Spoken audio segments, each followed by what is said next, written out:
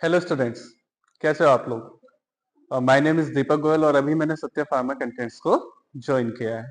अभी तक आपको जितने भी सब्जेक्ट्स मिल रहे थे सत्य फार्मा कंटेंट पे, उसके साथ आपको अभी फार्मास्यूटिकल केमिस्ट्री भी यहाँ पे मिलने वाला है। And my name is Deepak Goyal and और बिना देरी के अब हम शुरू करते हैं आज का टॉपिक, यानी कि syllabus discussion of pharmaceutical chemistry. सबसे पहले हमें क्या पता होना चाहिए, हमारा सिलेबस। बहुत ज्यादा वास्ट लगता है लेकिन है नहीं, थोड़ा सा डरावना दिखता है लेकिन ऐसा कुछ नहीं है। ठीक है, आज हम आपको इसी फियर को थोड़ा सा खत्म करने वाले हैं।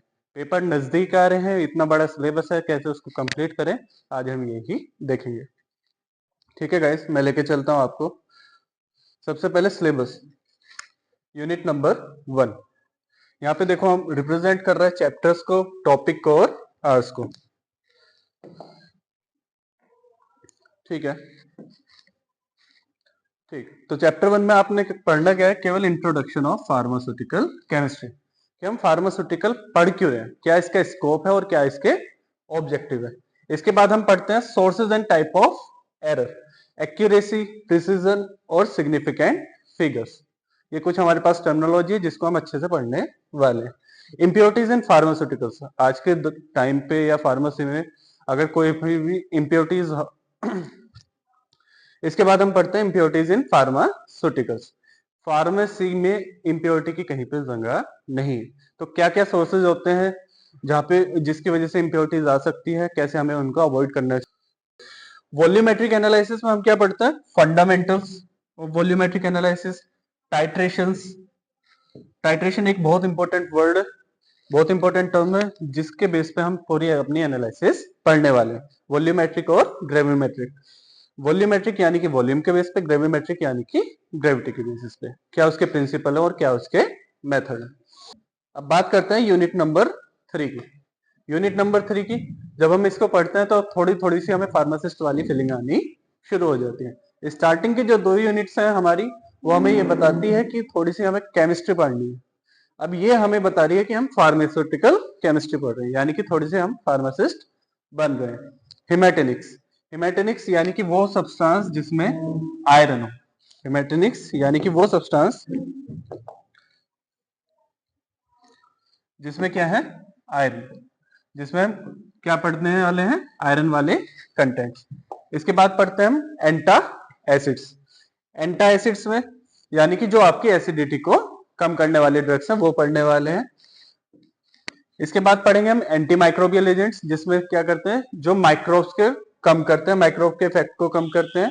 फिर पढ़ते हैं हम डेंटल प्रोडक्ट्स, जो दांतों पे यूज होने वाले प्रोडक्ट्स हैं। इसके बाद पढ़ने वाले हैं मेडिसिनल गैसेस, जो गैसेस हमारे मेडिकल ट्रीटमेंट में यूज होती है। देन अगर 4th यूनिट की मैं बात करूं तो इसमें हम पढ़ने वाले हैं नोमेनक्लेचर यानी कि नामकरण। 4th यूनिट यानी कि नोमेनक्लेचर यानी कि नामकरण। नामकरण किनका, हेट्रोसाइक्लिक कंपाउंड्स का। हेट्रोसाइक्लिक कंपाउंड्स हमारे वो कंपाउंड्स होते हैं जिसमें क्या होते हैं, हेट्रो एटम्स होते हैं, उनके बारे में पढ़ने वाले हैं। अब आते हैं हम अपने थोड़ा सा फियर को कम करते हुए यूनिट नंबर 5 पे। यूनिट नंबर 5 पे यहां से जो आपको ये इतनी सारी ड्रग्स दिख रही हैं, इससे पढ़ने से पहले आपको सबसे पहले ये पढ़ना है, study of the following category of medicinal compounds with respect to classification, chemical name, chemical structure, compound mark with star, compounds marked with stars. ये सबसे इंपॉर्टेंट है, यानी कि इतने बड़े सिलेबस में हमने केवल वो ही ड्रग्स पढ़नी है जिनके ऊपर स्टार मार्क है, जिनके ऊपर स्टार मार्क है। जैसे हो गया आपका थायोपेंटल सोडियम हो गया, थायोपेंटल सोडियम होने के बाद हाइड्रोक्लोराइड हो गया। ठीक है, इसके बाद हमने पढ़ना है सिडेटिव और हिप्नोटिक्स, ऐसी ड्रग्स जो हमें क्या करती है, नींद कोज करती है, जिसमें हमें डाइजिपाम, फिनोबार्बिटल, एंटीसाइकोटिक, केवल वही ड्रग्स पढ़नी है जिसमें क्या हो, स्टार हो हमारा। Anti convulsant drugs, anti depressant drugs, ये सारी ड्रग हमने पढ़नी है। बात करते हैं हम 6th यूनिट की। 6th यूनिट में हम पढ़ने वाले हैं drug acting on autonomic nervous system, यानी कि हमारे एएनएस पे, जिसमें हमारे आते हैं sympathomimetic agents, adrenergic antagonist, cholinergic drugs, और कोलिनर्जिक ब्लॉकिंग एजेंट्स। पढ़ने वाले हम वही ड्रग्स है जिनके ऊपर क्या है स्टार। स्टार यानी कि हमें वो ड्रग्स के केमिकल स्ट्रक्चर जानने हैं, बाकी ड्रग्स के हमें स्ट्रक्चर जानने की जरूरत नहीं है। अब बात करते हैं यूनिट नंबर 7 की, drug acting on cardiovascular system, यानी कि जो हमारे दिल पे काम करने वाली दवाइयां, anti arrhythmic drug, anti hypertensive drug. इसमें आप देखेंगे इतनी सारी ड्रग होने के बावजूद हमने पढ़नी कौन सी है, केवल प्रोपेनोलोल और कैप्टोप्रेनोल, सॉरी प्रोपेनोलोल और कैप्टोप्रिन। केवल 2 ड्रग हमें पढ़नी है इतनी ड्रग होने के बावजूद। फिर हम पढ़ते हैं डायूरेटिक्स। डायूरेटिक्स वो ड्रग्स होते हैं जो आपके यूरिन के लेवल को बढ़ा देती है, यूरिन के सिक्रेशन को बढ़ा देती है किडनी के द्वारा। जिसमें हमने केवल इतनी ड्रग्स में कौन सी पढ़नी है, फ्यूरेसिमाइड। कौन सी पढ़नी है हमने, फ्यूरेसिमाइड, ओनली सिंगल ड्रग। इसके बाद पढ़ते हैं हम हाइपोग्लाइसेमिक एजेंट जो आपके शुगर लेवल को कम कर देती है। फिर हम पढ़ते हैं एनाल्जेसिक और एंटी इंफ्लेमेटरी ड्रग्स जो आपके पेन को कम करती है, सूजन को कम करती है, वो वाली ड्रग्स हमने पढ़नी है। फिर एंटी इन्फेक्टिव एजेंट्स पढ़ने हमने,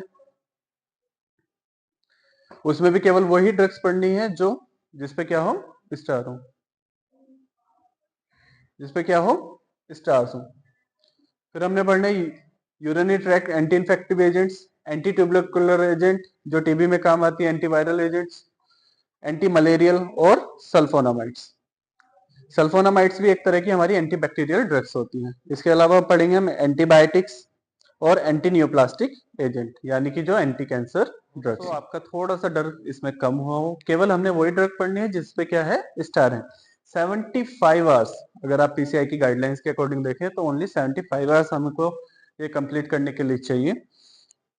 और अगर आपको थोड़ा सा भी इंटरेस्ट आया हो, आपको लगा हो कि पसंद है, आपको लग रहा हो कि हम केमिस्ट्री पे काम कर सकते हैं, साथ मिलकर आगे बढ़ सकते हैं, तो सत्या फार्मा को लाइक, सब्सक्राइब और शेयर करना मत भूलिएगा। Thank you.